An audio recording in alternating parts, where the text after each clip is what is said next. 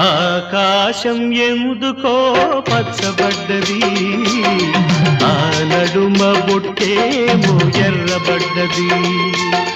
ఆకాశం ఎందుకో పచ్చబడ్డది, ఆ నడుమ బొట్టేమో ఎర్రబడ్డది.